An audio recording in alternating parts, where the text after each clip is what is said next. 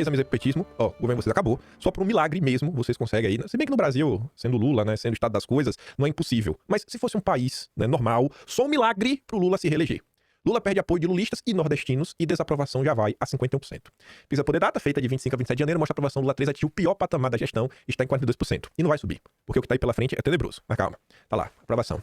A boca do jacaré abriu e abriu com força, e ao longo do ano ela tende a aumentar. Principalmente por conta da inflação, o preço dos alimentos, os salários não vão acompanhar, né, o que o governo está colocando na mesa, e a gente não sabe nem como é que vai ser ainda os impactos da nova era, que começou aí, né, com a administração Trump. Trump vai fazendo muita confusão. Comparação dos governos, Lula e Bolsonaro. Se você olhar, né, acho que nunca esteve tão grande a diferença de quem acha que o governo Lula foi pior, em comparação de que acha que o governo Lula foi melhor do que o governo Bolsonaro. 42% acham que foi pior. Foi pior. Só um terço acha que o governo tá melhor, né? Mas vai entender. E isso, assim, é incrível ainda esse número, como 33% ainda acha que é melhor, lembrando que teve o Fica em Casa. Ou seja, se não tivesse o Fica em Casa, imaginem os resultados que poderiam ter sido apresentados. Mas não. O governo Lula, ainda um terço do Brasil ainda é melhor. Tá bom. Vida que segue. Aí veja.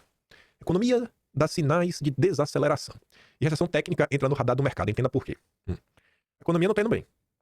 Guarda isso, né? E no cenário, né, na mesa tá uma possível recessão. Ou seja, uma retração da economia. Então o que é que se espera, né? Que o governo faça uma coisa para a economia crescer, para a economia acelerar. Porém, entretanto, todavia, o governo Lula vem tomando medidas que estão travando cada vez mais a economia. E até nos últimos dias a gente comentou, antes dos dossiês, sobre como o Banco Central segue na sua política contracionista, ou seja, aumentando o juro, que acaba por desincentivar qualquer tipo de investimento, o que faz com que a economia desacelere. Então, eu acho que a recessão, ela está cada vez mais clara no Oriente Próximo. Aí, nesse cenário, que o governo Lula já perde popularidade, que a economia já está desaquecendo, se liga que os petistas estão falando. Não me parece uma loucura? Não me parece que alguém ensandecido está determinando as coisas que estão acontecendo dentro do governo? Eu tenho o meu maior problema agora, o Lula grava vídeo, a questão dos alimentos, o brasileiro tem que comer e pagamento, aí pronto. Pô, agora vamos resolver, vamos começar a discutir o quê? A Conab, né, reavaliando a sua política de estoques reguladores para poder entrar no mercado e baixar o preço. Não! Eles aumentam o diesel, cara! Então, eles vão aumentar o diesel. O diesel, os caminhões que trazem e levam comidas com as safras, com essa desgraça que é o modal rodoviário do Brasil, um país gigantesco que não tem ferrovias. Então você vai aumentar o preço das comidas. Não, meu maior problema qual que é, diz o Lula? É a inflação dos alimentos. O que eu vou fazer? Aumentar o diesel. Então como é que a comunicação vai fazer? O que ele vai dizer? O que ele vai montar? Qual é a estrutura de linguagem, de narrativa que eu vou ter para falar o seguinte, olha, o governo está muito preocupado com o aumento dos alimentos, o preço dos alimentos, estamos fazendo tudo que é possível, mas nós vamos aumentar o diesel, que tem como principal consequência o aumento dos alimentos. O maior problema é o preço da comida. O que é que o Lula vai fazer? Aumentar o preço do diesel, que encarece o preço dos alimentos, porque aumenta o preço do frete. Mas calma, calma. Mantém isso na cabeça. Prepare o bolso para os vilões da inflação. Café e carnes podem subir até 20% neste ano. 20%. Só que olha o subtítulo. Previsão é que a alta de preço de alimentos fique próxima da média projetada para a inflação geral, 5,5%. A inflação geral, 5,5%. Mas carne, café, 20%. A gente já falou sobre isso, né? Como o IPCA, o índice na geralzão, com a inflação de 4,8%, mas tudo que você consome subindo aí, né, de forma estratosférica. Mas manter isso na cabeça. Tá, vamos falar isso aqui, o outro, e eu comento. Aí agora, dia 29, o Banco Central do Lula, onde todas as pessoas que estão no Copom, né, o Comitê de Políticas Monetárias, que decide a taxa de juros básica do Brasil, a Selic, enfiou lá mais 1%, 13,25%. E o banco, obviamente, vai te cobrar ainda mais. Ou seja, tá mais caro para pegar empréstimo, para conseguir crédito em geral. Então, o carrinho que você queria comprar, aquela casa que você queria financiar, tá tudo caro para você e também tá caro para qualquer tipo de empresa. Quiser pegar aí um crédito com o banco para fazer algum tipo de investimento. Todo mundo puxa o freio de mão, né? Nenhuma empresa acaba por crescer demais, todo mundo se segura. Com uma Selic dessa, melhor meter o dinheiro no Tesouro Direto, ficar de braço cruzado em cima, não tem nenhum tipo de risco. Para você tirar um investimento do papel, tem que ser assim, 100% de certeza que vai valer muito a pena. Porque, imagina tu ter lá 10 milhões de reais. Tu vai investir 10 milhões de reais pra tu tirar no ano com esses 10 milhões de lucro, o quê? 20%? Vale a pena? Sendo que tu estiver basicamente sentado em casa, tu tá ganhando 15, quase 15. Vale a pena correr esse risco? Tu tem que valer pelo menos uns 30%. Até porque esses 10 milhões que tu colocou, tu não pode pegar de volta no dia que tu quiser, né? E foi lá, tu vai lá na dívida, o montante dos 10 milhões tá lá, tá rendendo, depois volta e tu tá de boa. Tá de barriga pra cima. Aí, veja aqui. O governo entende que é necessário desacelerar o PIB para controlar a inflação, diz secretário do Tesouro. Beleza. Presta atenção agora. Isso aqui é seríssimo. Seríssimo bem. Pra tu nunca mais ser feito de trouxa. Você deve concordar, e eu acho que isso é fácil de entender, que se houver um aumento na taxação de renda, quem que vai acabar pagando mais? Vai ser quem tem mais dinheiro. Porque imagine o pobre que ganha... Vamos botar, porque pra mim ainda é pobre, né? Porque, na verdade, no Brasil você já é classe média. Mas devia ser... Eu espero que um dia o pobre no Brasil, eu espero de coração que o pobre no Brasil ganhe 5 mil reais por mês. Vocês vão dar risada, mas eu espero. Porque isso é muito menos do que, sei lá, o salário mínimo em diversos países. Então eu espero que um dia o pobre ganhe 5 mil reais. Gente, quando você coloca ali 27 mil% de imposto, 27,5%, não sei se é assim, vamos botar assim 20%. 20% em cima de 5 mil reais é uma coisa. 20% em cima de quem ganha 200 mil reais, nossa, é muito mais dinheiro. Se você aumentar Vamos botar de 20 para 25. Então, 20% em cima de 5 mil dá R$ 1.000, né? Se você coloca 25%, vai dar 1.250. Já 20% de 200 mil dá 40 mil. Se você coloca para 25%, vai para 50 mil reais. Você aumentou 10 mil reais. Então, em termos de dinheiro bruto, é muito dinheiro. Agora, pare e pensa o seguinte. Imagina um cara que ganha pouco dinheiro. O salário dele é curto, sabe? O cara vive de salário mínimo. Pensa nessa situação. Esse cara ele pode nem pagar imposto de renda.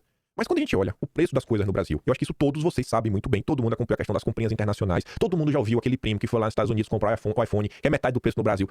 Todo mundo sabe disso. O preço das coisas no Brasil é muito caro.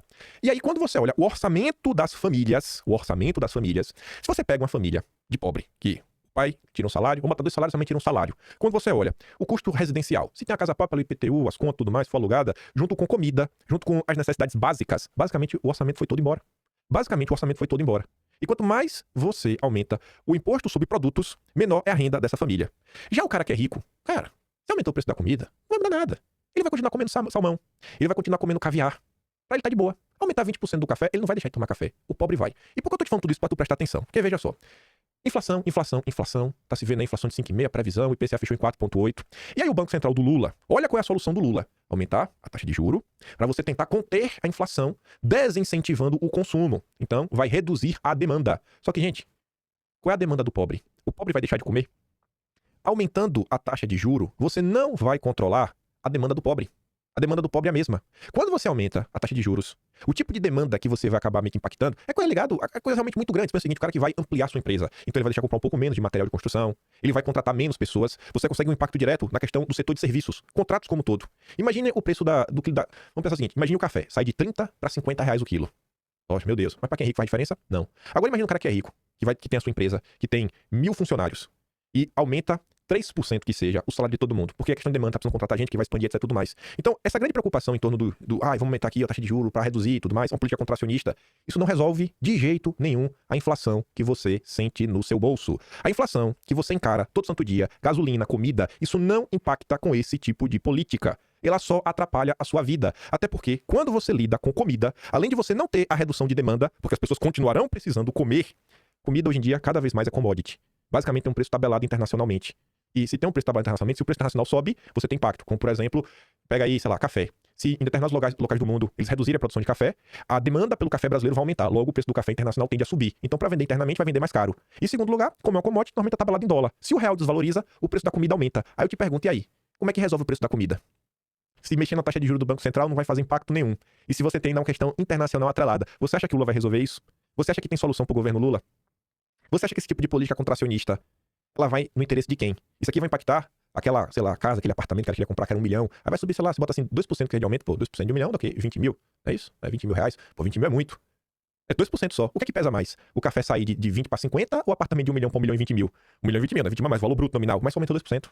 Então quando se fala inflação no Brasil e tudo mais, cara, eles nunca estão pensando em você. O governo Lula não tem solução para isso. Se prepare, porque vai dar ruim ao longo do ano. Eles não têm nenhuma solução na mesa até o presente momento para lidar com isso. Tanto que eles estavam discutindo isso, tentar colocar algum tipo aí de imposto de exportação para forçar os produtores como todo tentar vender os produtos no Brasil e aí ver se com isso os preços barateavam.